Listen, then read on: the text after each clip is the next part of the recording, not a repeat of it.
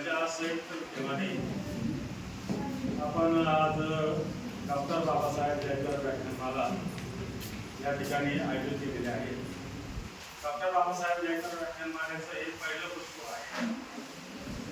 या पहिल्या पुष्पाचं उद्घाटन या ठिकाणी झालेलं आहे.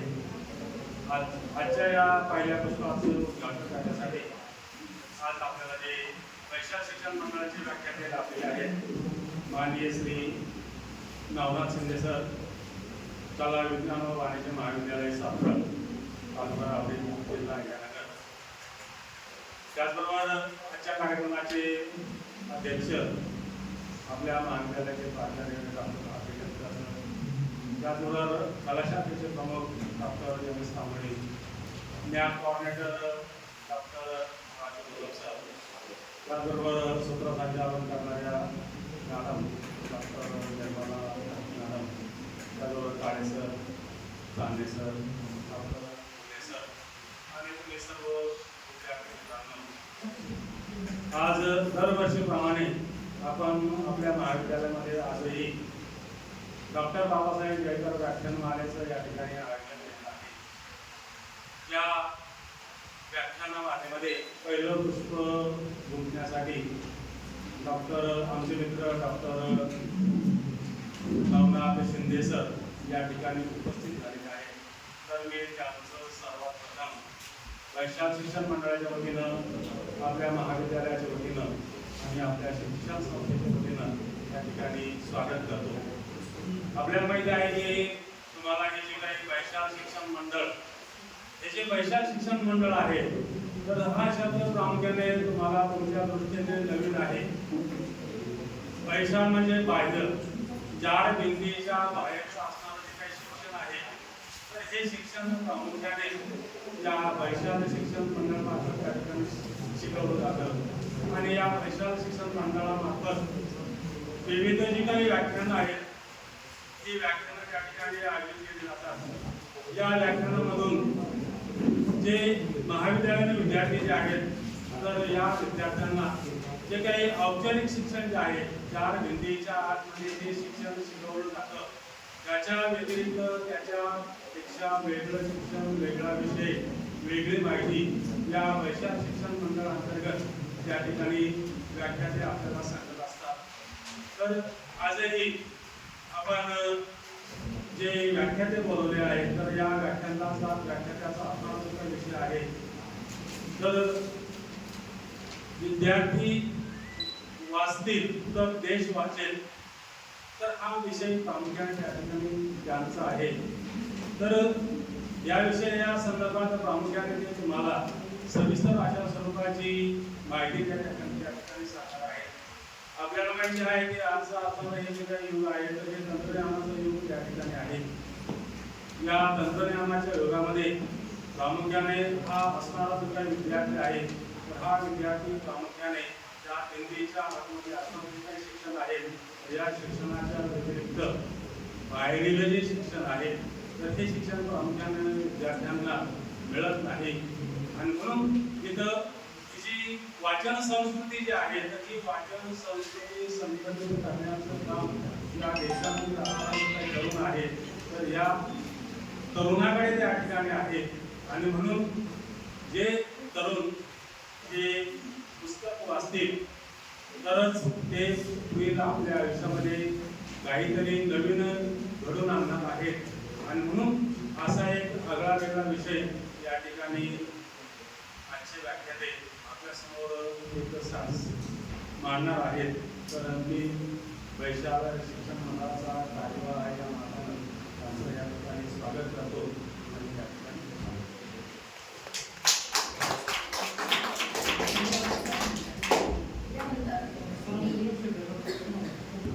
आदरणीय विद्यापीठावरती उपस्थित असणारे आजच्या डॉक्टर बाबासाहेब जयकर व्याख्यानमालेचे अध्यक्ष, महाविद्यालयाचे आदरणीय प्राचार्य, उत्कृष्ट जिल्हास्तरीय प्राचार्य पुरस्कार प्राप्त डॉक्टर राजेंद्र केळकर सर, त्याचबरोबर वैशाख शिक्षण मंडळाचे केंद्र कार्यवाहक आमचे मित्र डॉक्टर जालिंदर कानवडे सर, त्याचबरोबर आपण सर्व सहकारी सगळ्यांचा नामोल्लेख करणं अशक्य आहे, परंतु आपल्या सगळ्यांच्या स्मृती माझ्यामध्ये ह्या काही स्मृती राहतील. प्रथम आपल्या संस्थेचे अध्यक्ष सहकार महर्षी स्वर्गीय दादा पाटील रागळे, म्हणजे आपले सर्वांचे दीपस्तंभ, पाहूनच्या चरणी प्रथम मी विनम्र अभिवादन करतो. त्याचबरोबर आपल्या सर्वांची प्रेरणा म्हणजे स्वर्गीय आमदार राजूजी आप्पासाहेब रागळे साहेब यांच्याही चरणी मी शतशः विनम्र अभिवादन करतो आणि माझ्या व्याख्यानाला मी सुरुवात करतो आहे.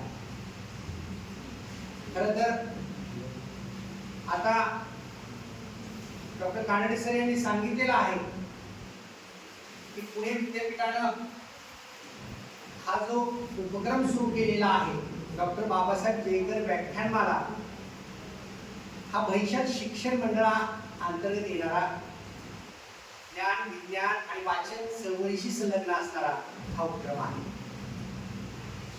आपण महाविद्यालयात येतो, औपचारिक शिक्षण घेतो, अभ्यासक्रमाला नेमलेली पाठ्यपुस्तकं वाचतो, परीक्षा देतो, गुणवत्ता संपादन करतो, परंतु व्यक्तीच्या व्यक्तिमत्वाचा सर्वांगीण विकास होण्यासाठी अभ्यासक्रमाला लावलेल्या पुस्तकाबरोबरच अवांतर पुस्तकं वाचणं ही तितकंच आवश्यक आहे.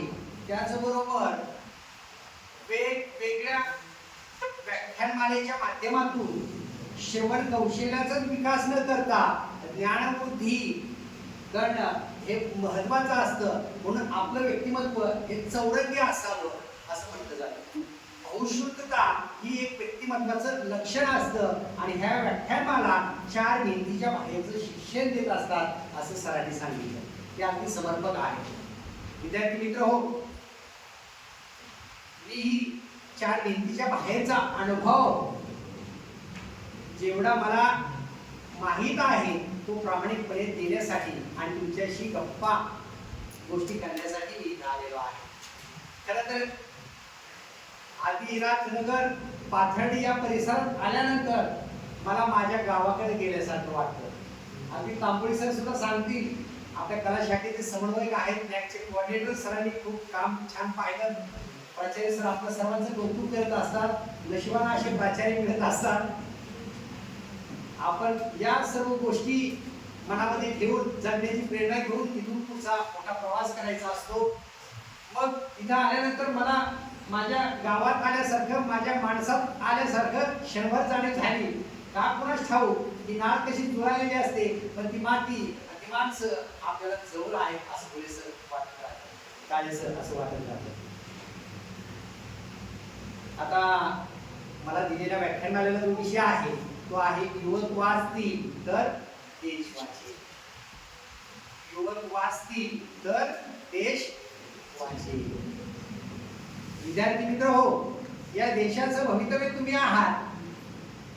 आई वडिलांची संपत्ती ही पैशामध्ये, भौतिक सुखामध्ये गणली जात नसते, तर आई वडिलांची संतती हीच खऱ्या अर्थाने संपत्ती असते. म्हणून ती संतती चांगली घडावी, सुसंस्कारशील घडावी, चारित्र्य संपन्न घडावी, आदर्श व्यक्ती तयार व्हावा, म्हणून ते जीवाचे रान करत असतात, अविरत कष्ट करत असतात, मेहनत करत असतात. आपण तर मारणावर लहानाची मोठी झालेली मुलं, शेतकऱ्याची मुलं आपण, आणि हा कसा वारसा या भूमीतून तुमच्या अंतरंगामध्ये, माझ्या अंतरंगामध्ये बोललेला आहे. म्हणून आपण इकडे जाऊ. आपण भाग्यशाली आहोत.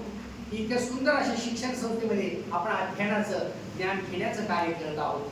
विद्यार्थी मित्र हो, म्हणून या देशाचे खरे भविष्य आणि हा सगळा देश हा तुमच्या हाती आहे, तरुण तरुणाईच्या हाती आहे.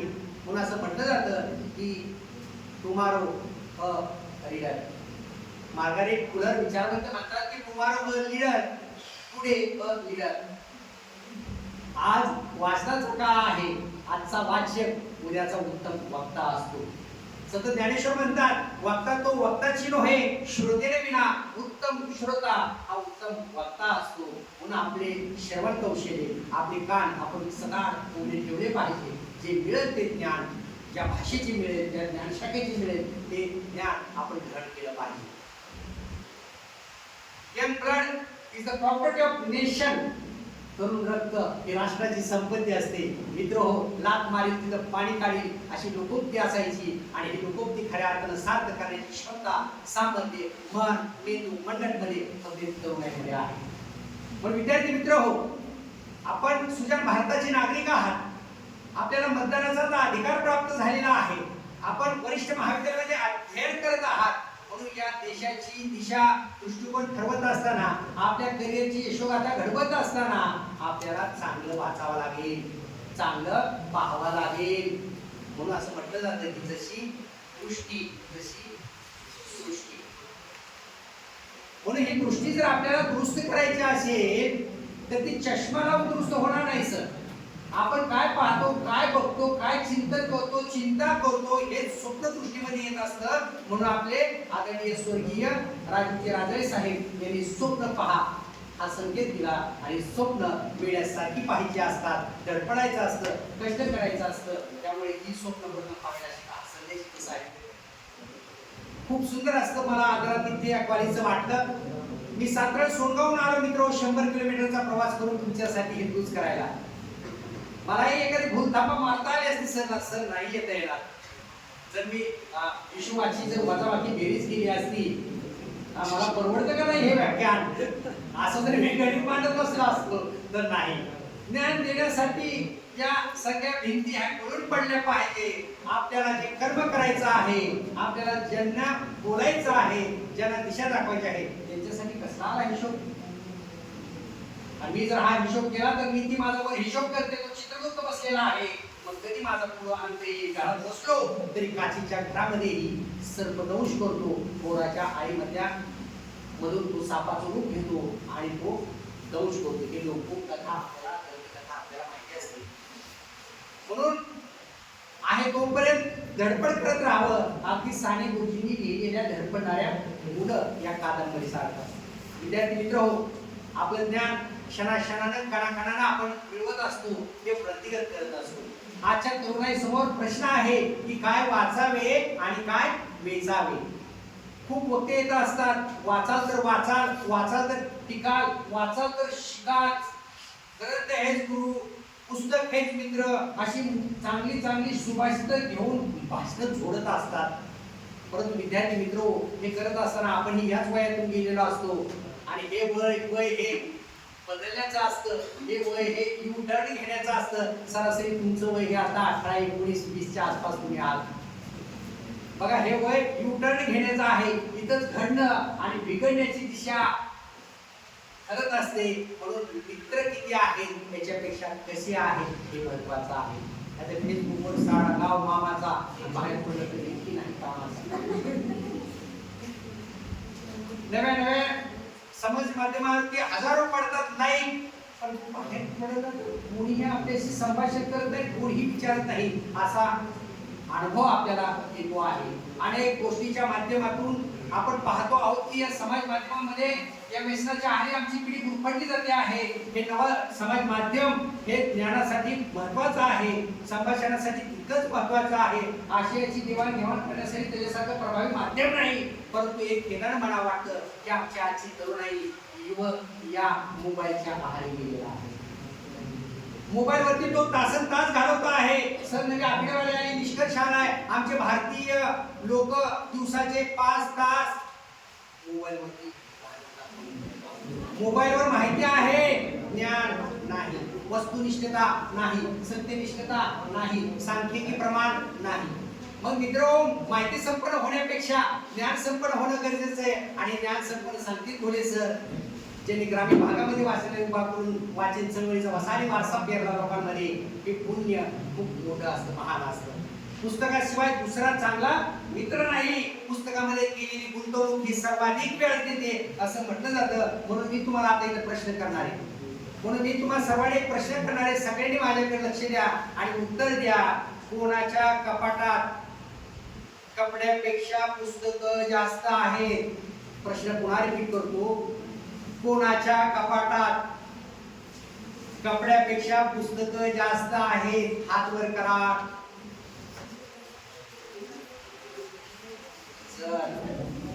नाही, पण मी तर करणार आहे, कारण माझ्या तर कपाटात माझे नक्कीच. आमची मंडळी नेहमी वाचते, अध्ययन करते आणि अध्यापन करत असते.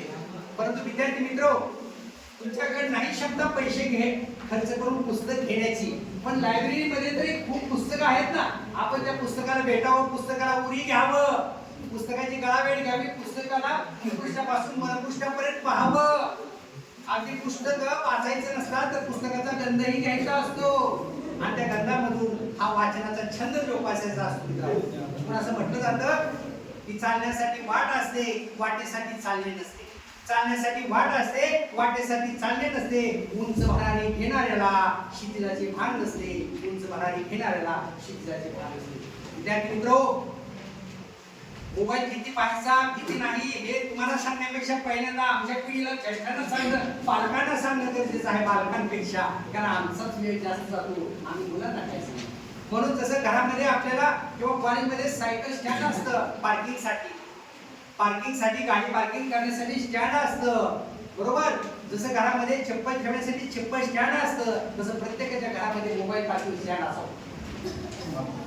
मोबाईल पार्किंग स्टँड असावं. घरात गेलं की सर मोबाईल तिथं लटकून ठेवावा. आपल्या घरातल्याशी सगळ्याशी बोलावं, एकत्र बसावं, एकत्र जेवावं, एकत्र सुखदुःखाची चर्चा करावी. हा संवाद मॅडम लोप पावलेला आहे.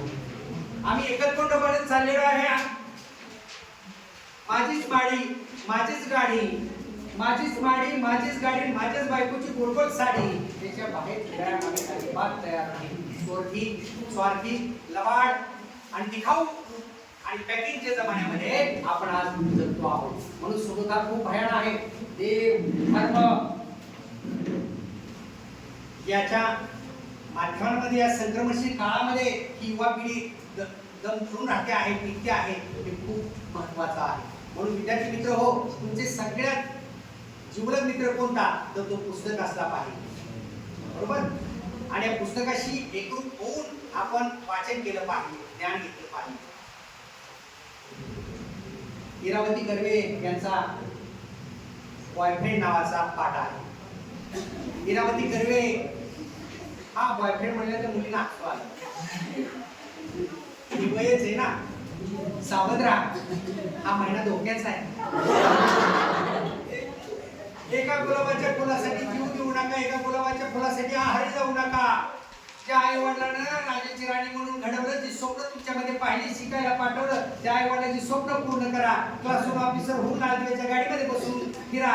तुम्हाला खूप डिमांड आहे. आजचा काळ मुलींचा आहे, आजचा काळ महिलांचा आहे. प्रत्येक वर्गामध्ये फर्स्ट मुली आहेत. आमच्या कॉलेजमध्ये 13 मुली आहेत. गॅदरिंग झालं 99.99% गॅदरिंग मुलींना घेतलं. सगळं गॅदरिंग झालं, सगळ्या कलाकारांना मी पुढे बोलवलं. या म्हटलं आपल्याला पाहुण्याकडून ग्रुप फोटो काढायचा. मॅडम सगळे आले, फक्त एक मुलगा होता आणि सगळ्या मुली उद्या ग्रुप फोटो घेतला. म्हणलं आमच्या मुलांचा टका कुठं आहे, तो खाली कमरेपासूनच जातो, फक्त तो वर यायला तयारच नाही.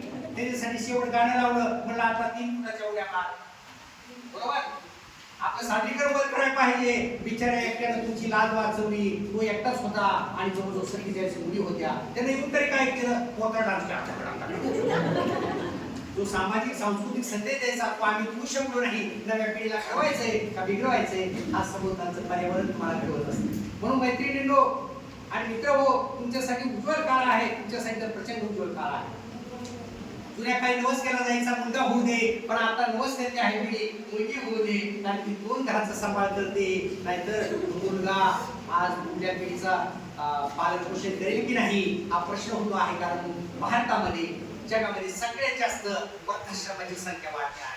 पण वृद्धाश्रम भारत करत असताना यांच्यावरती सुसंस्कार करणं, सुविचाराची पेरणी करणं हे महत्वाचं आहे. म्हणून विद्यार्थी मित्रो, मनभर चर्चा करण्यापेक्षा कणभर आचरण श्रेष्ठ असतं. आणि कणभर आचरण हे तुमच्या कृतीतून, मुक्तीतून, सभोवतालमधून घडत असतं. म्हणून मी म्हटलं की हा महिना धोक्याचा आहे.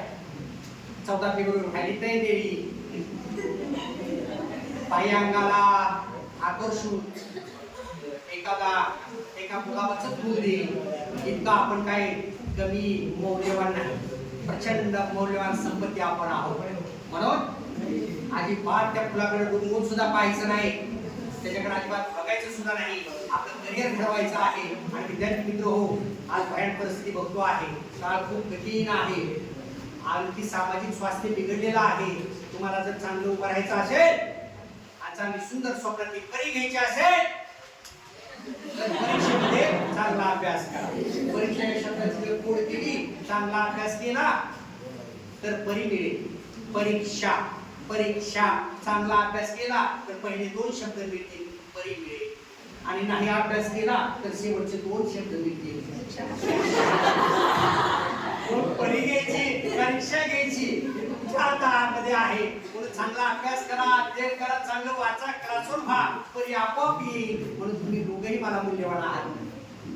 पुरुष आणि स्त्री, मेल आणि फिमेल एवढ्या 2च जात्या आहेत. माणुसकी हाच एक धर्म आहे आणि मानवता हेच एक मूल्य आहे आणि हे भारतीय संस्कृतीमध्ये जपलं जातं आहे. म्हणून विद्यार्थी मित्र, आपली यशोगाथा घडवत असताना आपल्या सभोवतालच्या पर्यावरणातून ही घडत असते. म्हणून मी म्हणालो की आपल्या कपड्यांपेक्षा पुस्तकाची संख्या जास्त असावी. घरी आपण ज्यावेळेस आपण घर बांधतो, नवी इमारत बांधतो सर, त्यावेळेस आपण देवघराचा आग्रह धरत असतो. देवघर घरामध्ये असले पाहिजे आणि ते कुठल्याही दिशेला असलं पाहिजे, ईशान्य दिशेला असलं पाहिजे. म्हणे ईशान्य ही म्हणजे ईश्वर, ईश्वराची दिशा, आणि ईशान्य दिशेला देवघर असलं पाहिजे. का आम्ही आग्रह धरत असतो, वास्तुशास्त्र तंतोतंत पाळण्याचा प्रयत्न करत असतो.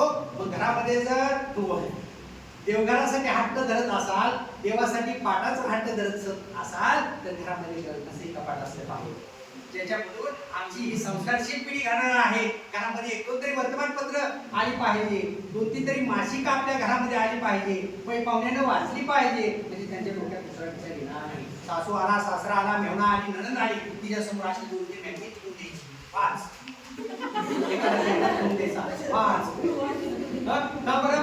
ते आणखी चक्र वेगळी फिरायची नाही, वाचक संस्कार होण्यासाठी. नाही ठीक आहे, आपली क्षमता नाही वर्तमानपत्र लावायची एवढी, पण तुम्ही महाविद्यालयामध्ये येतात, ग्रंथपाल साहेब बसलेले आहेत, 6-7 तरी वर्तमानपत्र इथे येत आहेत. त्या वर्तमानपत्र स्टँडला ते अडकवलेले आहेत. अरे मित्र हो, तास झाल्यानंतर पहिला मुजरा आपण ग्रंथालयाला करायला पाहिजे. कारण ग्रंथालय ह्या महाविद्यालयाचा आत्मा आहे, ज्ञानाचं स्तोत्र आहे, माहितीचं ते माध्यम आहे. आपली मैत्री आपण तिथं केली पाहिजे, वाचलं पाहिजे. कारण माझे आई वडील कष्ट करतायत, घाम गाळतायत, उन्हामध्ये राबतायत. माझ्या पिढीतलं शिकणारा मी पहिलाच आहे, माझ्या पिढीतलं शिकणारा मी दुसराच आहे. ग्रॅज्युएट होणारा हे स्वप्न आणि भाग्य तुमच्या हाती आलेलं आहे. तुम्हाला नोकरी दिली, स्वातंत्र्य दिलेलं आहे. या स्वातंत्र्याचं स्वच्छंद करत असताना आणि स्वच्छंदी विहार करत असताना, मुक्त विहार करत असताना आपण ध्येय डोळ्यासमोर ठेवा आणि ध्येयानुसार महाविद्यालयामध्ये आल्यानंतर माझं स्वागत महाविद्यालयाचं मॅगझिन देऊन करण्यात आलं. वृद्धेश्वर शीर्षकाचं महिला सबलीकरण विशेषांक असणार हे मॅगझिन देऊन करण्यात आलं. हे पुस्तक भेट उपक्रम इथं प्राधान्यानं राबवला, याचं मला कौतुक वाटतं आहे. बघा, आपण ज्ञानाची चाचपणी करत असतो.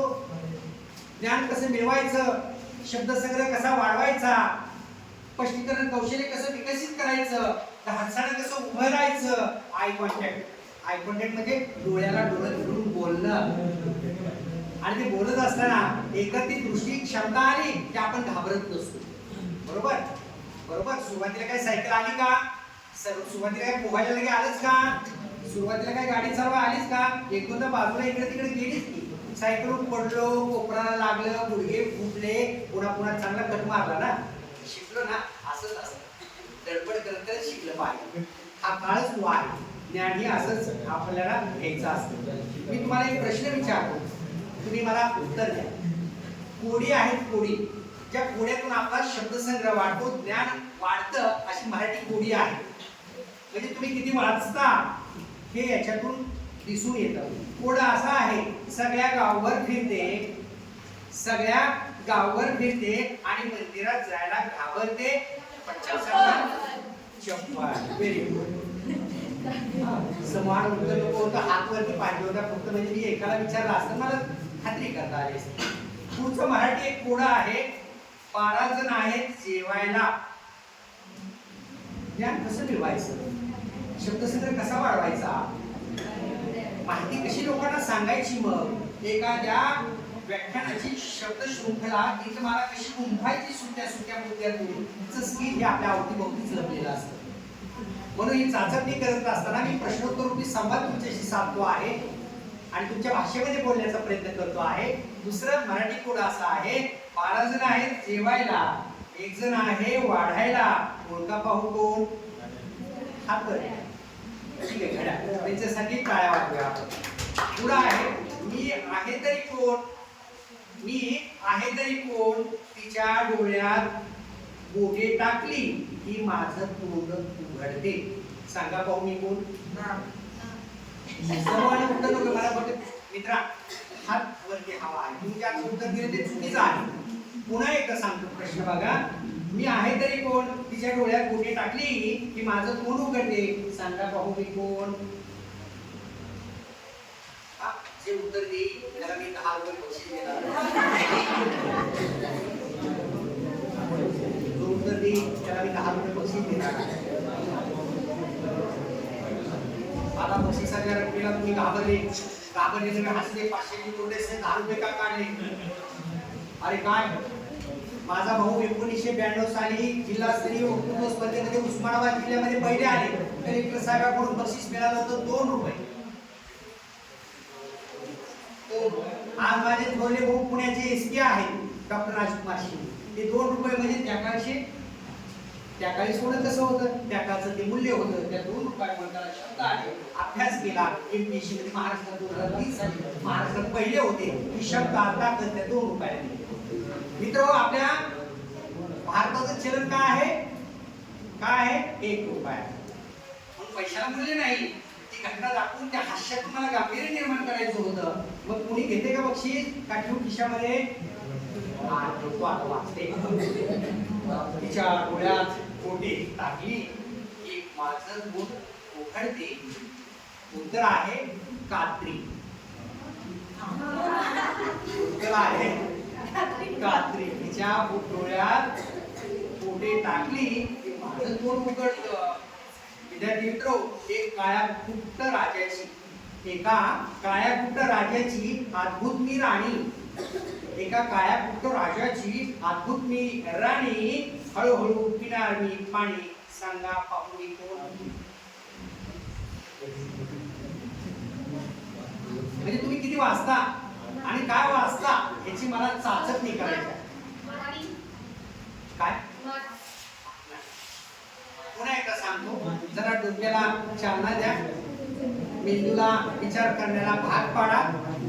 कारण हे चक्र आता यामध्ये दुर्पटलेले आहेत. फक्त व्यायाम पोटाचा सुटतो आहे. हळूहळू मानसिक शारीरिक विकलता येते आहे. एकूणपणा येतो आहे. मुलं मुली एवढं चांगलं आयुष्य दिलेलं असताना, परमेश्वराने जन्म दिलेला असताना आत्महत्या करतायत. हे मोठी घटना समोर घडतायत. या सगळ्या मागे शेअर मार्केट, धावपळ, जीव घेण्याची स्पर्धा आणि मोबाईलच्या आहारी गेलेलं जगणं आणि एकमेकाशी केल्या जाणारी तुलना, त्याच्यामुळे ह्या घटना घडतात. खरं तर सगळ्यात जास्त सुंदर हे पुस्तक वाचायला पाहिजे. पुस्तकाच्या माध्यमातून आपल्याला स्वप्न आणि प्रेरणा मिळत असते. पुस्तकं आपल्याला जगायला शिकवत असतात. आपली ध्येय पूर्ण करण्याला वेगवेगळे मार्ग दाखवत असतात. पुन्हा सांगतो मी, एका काळ्याकुट्ट राजाची अद्भुत मी राणी. हळूहळू पिणार मी पाणी. सांगा पाहू कोण? उत्तर आहे दिवा. उत्तर आहे दिवा. आता पुढे सांगूया, एका काळ्याकुट्ट राजाची अंदाज अद्भुत मी राणी. प्रकाशमान होणार. हळूहळू पिणार मी पाणी. दिवा. आपल्याला माहिती आहे साईबाबांनी त्यावेळी भिक्षा मागत असताना लोकांनी भिक्षा दिली नाही, त्यावेळी बाबांनी कशावर दिवे पेटवले? साई चरित्रामध्ये याचा उल्लेख आहे. ती शक्ती, ती भक्ती, ते सामर्थ्य, ते दैव्यांश त्यांच्या कृतीतून त्यांच्याकडे येत होता. मी जर आता दिव्यामध्ये पाणी ओतलं आणि दिवा लावला, लागेल का?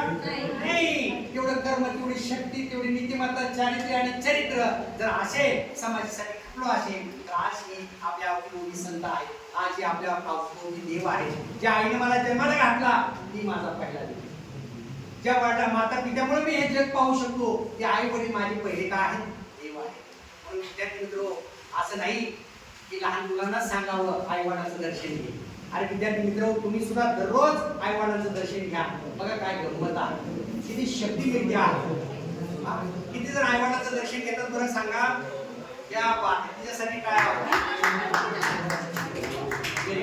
जो आई वडिलांचं दर्शन घेतो, जे आई वडिलांना चरणस्पर्श करतो अगदी पायांच्या बोटाला, त्याला आयुष्यामध्ये कमी कधीच पडत नाही. कारण ही जी एनर्जी असते आशीर्वाद देणारी शक्ती असते.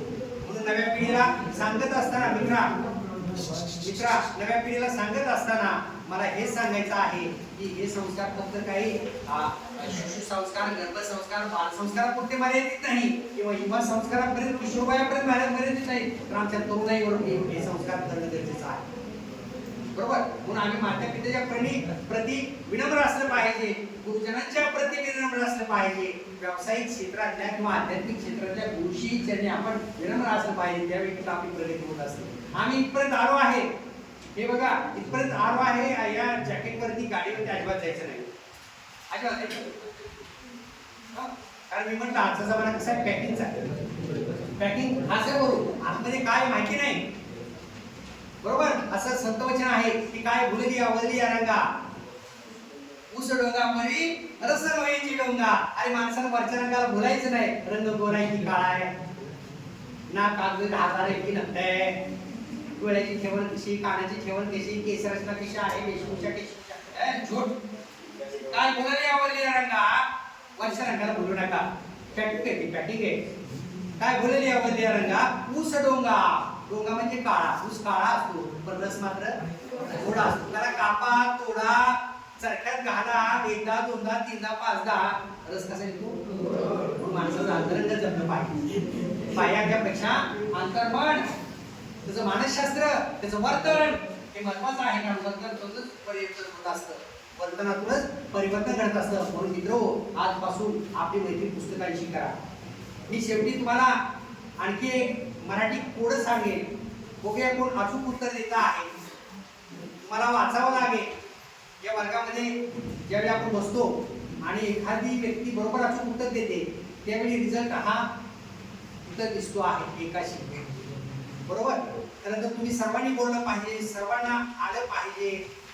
बरोबर. एमपीएससी, यूपीएससी, सरळ सेवा, जिल्हा परिषद, स्टाफ सिलेक्शन कमिशन, वेगवेगळ्या परीक्षा देत असताना तुम्हाला अशाच प्रकारचे प्रश्न असतात. पहिली ते चौथी पर्यंत काढलेल्या जागा भरल्या, पुढे आल्यावर जोडे बी लावल्या, काढलेल्या जागा भरल्या सोपं द्या, जोडे लावायचं सोपंच होतं. आता तर जोडेच तयार होत आहेत. खूप बिघडलेला अवतीभोवती असुरक्षितता, अस्थिरता, वैयक्तिक संपत नाही अशी परिस्थिती आहे. पण जे चरित्राने घडलेले असतात ते बरोबर दुरीतच जात असतात आणि दुरीतच करिअर करत असतात. म्हणून आपण त्या रांगेत बसावं, यासाठी आपण चांगल्याची संगत करणं गरजेचं आहे. वाचनाचा छंद जोपासणं गरजेचं आहे. बघा आता वाचनात आणि लिहिण्यात दोन्ही ठिकाणी असते माझे काम. काय प्रश्न आहे. वाचनात आणि लिहिण्यात दोन्ही ठिकाणी असते माझे काम. मी नाही कागद, मी नाही पेन. मी नाही कागद, मी नाही पेन. सांगा काय आहे माझे नाव.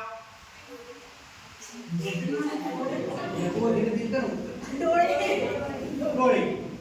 बघा परत म्हणजे आपल्याला होईल म्हणून रिपीट करतो. वाचनात आणि लिहिण्यात दोन्ही ठिकाणी असते माझे काम. वाचनात आणि लिहिण्यात दोन्ही ठिकाणी असते माझे काम. मी नाही कागद, मी नाही पेन. सांगा काय आहे माझे नाव.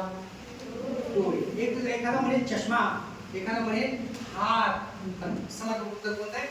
आणि चार पर्यायापैकी एक पर्याय ओळखा.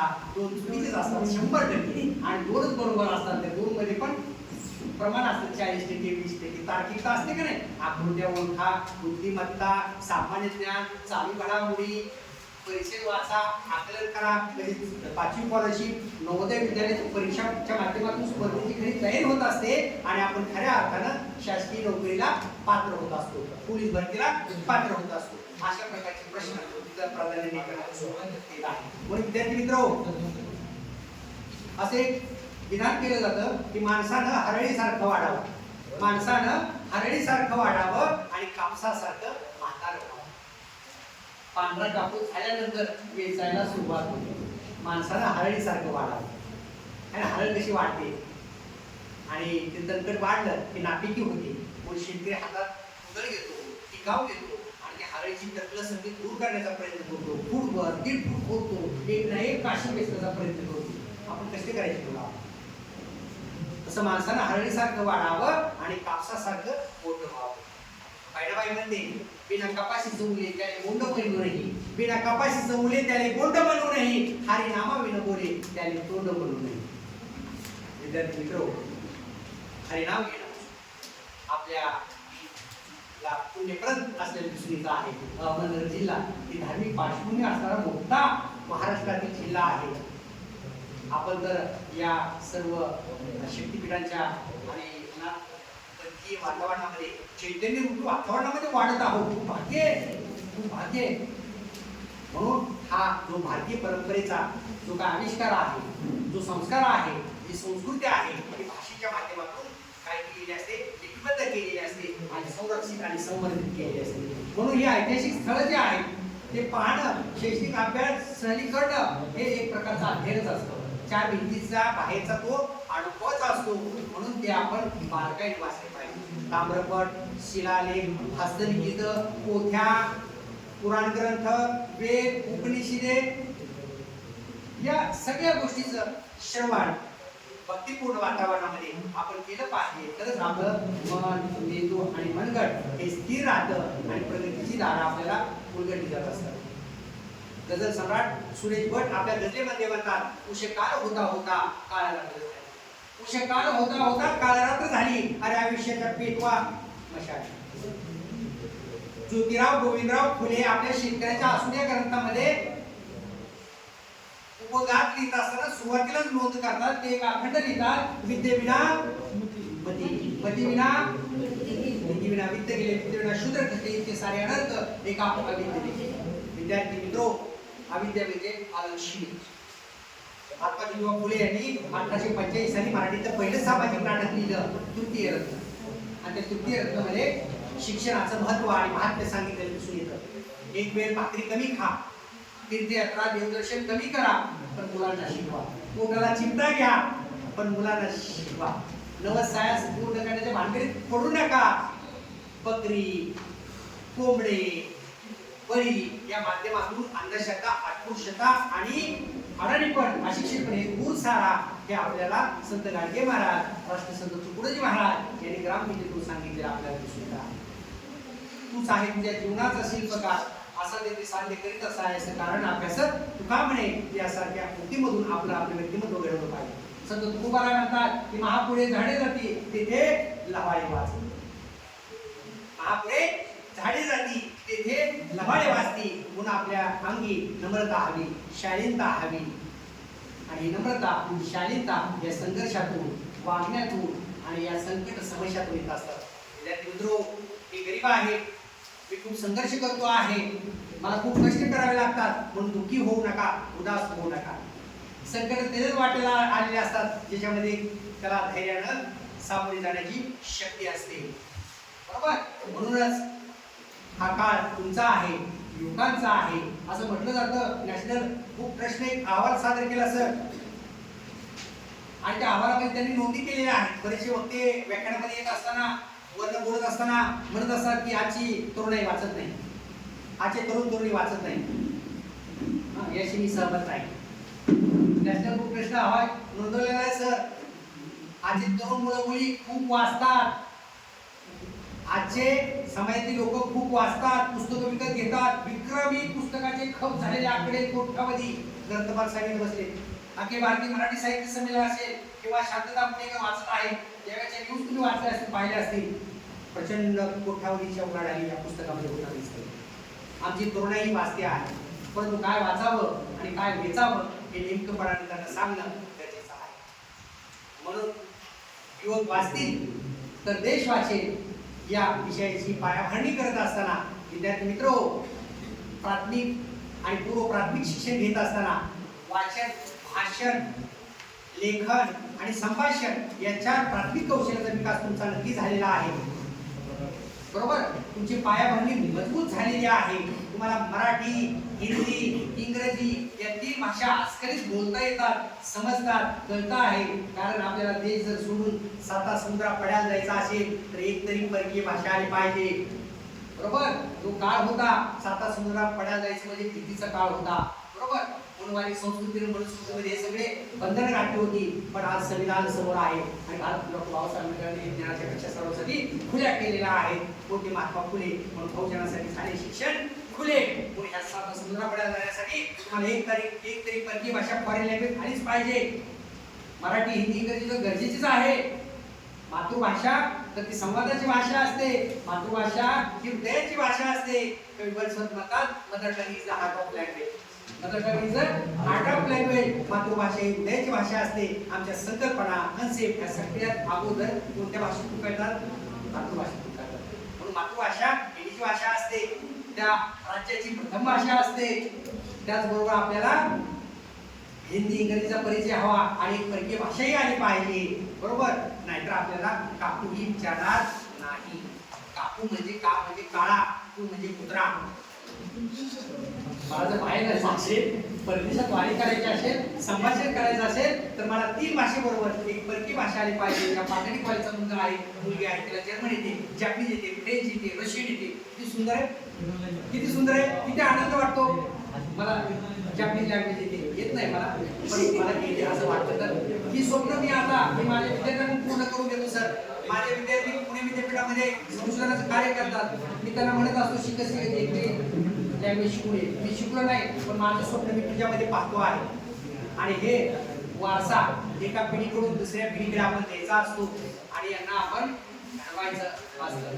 विद्यार्थी मित्र हो, जाता जाता आशेची किरण आपल्या समोर पेरत असताना आपण आनंद यादव यांची झोंबी कादंबरी वाचावी. आपण आपली यांची वज्रगाठ कादंबरी वाचावी. पण लक्षात ठेवून घेतो ही कादंबरी वाचावी. पुणे विद्यापीठाचे माजी कुलगुरू डॉक्टर नरेंद्र जाधव यांनी लिहिलेलं आमचा बाप आणि आम्ही वाचावं. आता सानेगुरुजीची श्यामची आई तर सगळ्यांनीच वाचले असेल, परंतु त्याच्या पुढचे संस्कारशील धडे, जीवनाच्या यशोगाथा, त्या उपरा, उचल्या, कोराट्याचं पोर याच्यातून मिळतात आणि जगण्याची क्षमता मिळते.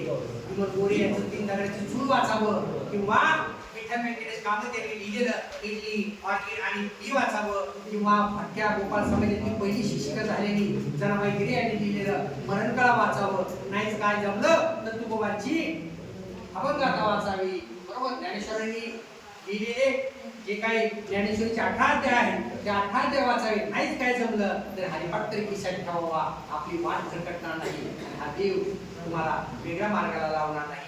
असल्याला आपण विश्वाची माझ्याकडे व्हावे म्हणतो. माझा श्वास आहे की प्रबंध व्हावे अशी आम्ही विश्व प्रतिज्ञा करतो. या जगाच्या कल्याणा संतांच्या उन्नती हे कष्ट होती परोपकारे. म्हणून संत समजून घ्यायचे असतील तर ग्रंथ वाचावे लागतील. आणि ग्रंथ समजले तर संत त्याचे विचार आणि त्यांनी केलेली जी काही धार्मिक पुनरुत्थानाचं कार्य आहे ते आपल्याला कळेल. कारण संत फक्त काळ कुठे नव्हते तर धर्मरक्षण करण्याचं, मराठी भाषा टिकवण्याचं आणि त्या काळाशी 2 हात करण्याचं सामर्थ्य संतांमध्ये होतं. म्हणून मी तुमच्या समोर उभा आहे. त्याच पिढीचा नायक म्हणून मी तुमच्या समोर जन्म घेऊ शकलो, पाहू शकलो. आता आपल्याला माहिती आहे की भारतावरती आतापर्यंत जवळजवळ 1947 पर्यंत परकीय राजवटीनेच आक्रमण केली. परकीय राजवटीच्या गुलामगिरीतच आम्ही वाढत होतो. मग यादवांची राजवट, बहामनी राजवट, पेशवे राजवट, शिव कालखंड आपला होता. बरोबर. आणि परत आला इंग्रज कालखंड. यानुसार भाषा, संस्कृती, सवयी बदलत गेल्या. आम्ही आज सुटाफुटामध्ये आलो. काय घालायला लागलो? हातामध्ये पेन यायला लागला. तलवारी ऐवजी आता बंदुकी ऐवजी ज्ञानाचा स्तोत्र ही लेखणी आहे. म्हणून लेखणी वाचायची असेल तर आधी मेंदूला आपण ज्ञान दिलं. म्हणून माणसाला आयुष्यामध्ये 2च गोष्टी हुशार बनवत असतात. एक वाचलेली पुस्तकं आणि दुसरी भेटलेली माणसं. बस या दोन्हीतूनच आपण आपली ज्ञानाची शिदोरी घ्यायची असते आणि आपण आपलं घडायचं असतं आणि जीवन पुढे न्यायचं असतं. विद्यार्थी मित्रो, आता मार्केटमध्ये एक पुस्तक खूप गाजतं आहे बघा. त्या पुस्तकाचं शीर्षक सांगता का मला? जो सांगेल त्याला पुन्हा 10 रुपयाचं बक्षीस. आता 10चे 20 रुपये. कारण काय झालं माहिती का, आता नुकताच बिहार राज्यानं आता अर्थसंकल्प साजरा केला. ऐका, बिहार राज्यानं आता नुकताच अर्थसंकल्प साजरा केला आणि त्या अर्थसंकल्पामध्ये जनतेला, बिहार राज्यातील जनतेला त्यांनी आवाहन केलं की रस्त्यावरचा खड्डा दाखवा आणि 5,000 रुपये मिळवा.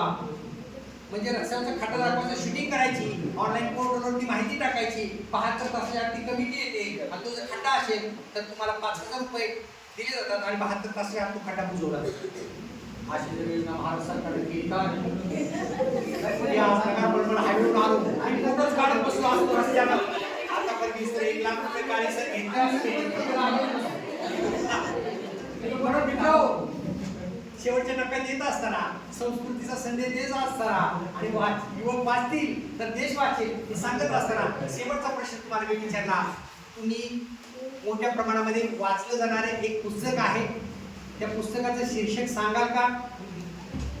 जे आपल्या नेवाशीचे लेखक आहेत त्यांचं आडनाव उद्योग क्षेत्राचं पुस्तक आहे. सांगा बरोबर आहे. हा बोला बोला बोला बरोबर आहे. बोला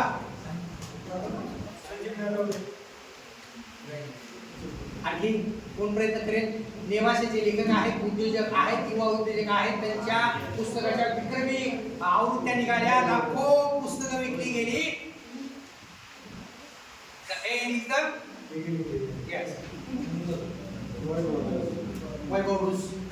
आता मी काही देणार नाही. हा नाही, अगदी बरोबर आहे, कारण चर्चेतून आलेलं उत्तर आहे. वैभव घोष नेवासेची उद्योजक यांनी लिहिलेलं the end is the beginning, अंत असती भाग 1 भाग 2 निश्चित वाचा. ज्यांचं मन खचलंय, ज्यांना नैराश्य आलंय, ज्यांचा आत्मविश्वास फिरवून बसलेला आहे, हा आत्मविश्वास ही ताकद प्रेरणा फक्त पुस्तक वाचण्यातून मिळत असते. विद्यार्थी मित्रो, पुस्तकाशी मैत्री करा, ग्रंथाशी मैत्री करा. या ग्रंथामधूनच वेगवेगळ्या दिशा मिळतील, विचार मिळेल आणि महाराष्ट्राची वैचारिक जडणघडण होईल आणि राजे साहेबांचं स्वप्न आपल्याला चांगल्या अर्थाने पूर्ण करता येईल. म्हणून आपण सर्वांनी हा संदेश घेऊया, की आपण सर्वांनी वाचूया. यासाठी आपण सर्वांनी प्रतिज्ञा घेऊया. सर्वांनी जागेवर उभा राहा, हळूहळू उभा राहा, उजवा हात समोर करा आणि उजवा हात समोर करून सगळ्यांनी माझ्या सुरात सूर मिसळून प्रतिज्ञा म्हणायची आहे. वाचन माझा धर्म आहे. सारे वाचक माझे बांधव आहेत. माझ्या भाषेवर माझे प्रेम आहे. माय मराठीच्या समृद्ध आणि विविधतेने नटलेल्या साहित्य परंपराचा मला अभिमान आहे. त्या परंपरांचा वाचक होण्याची पात्रता माझ्या अंगी यावी म्हणून मी सदैव प्रयत्न करीन. मी मराठी भाषेचा गुरुजनांचा आणि वडीलधाऱ्या साहित्यिकांचा मान ठेवी आणि प्रत्येक मनापासून वाचेल. माझी भाषा आणि माझे भाषा बांधव यांच्याशी निष्ठा राखण्याची मी प्रतिज्ञा करीत आहे. वाचकांचे कल्याण आणि भाषेची समृद्धी यातच माझे सौख्य सामावले आहे.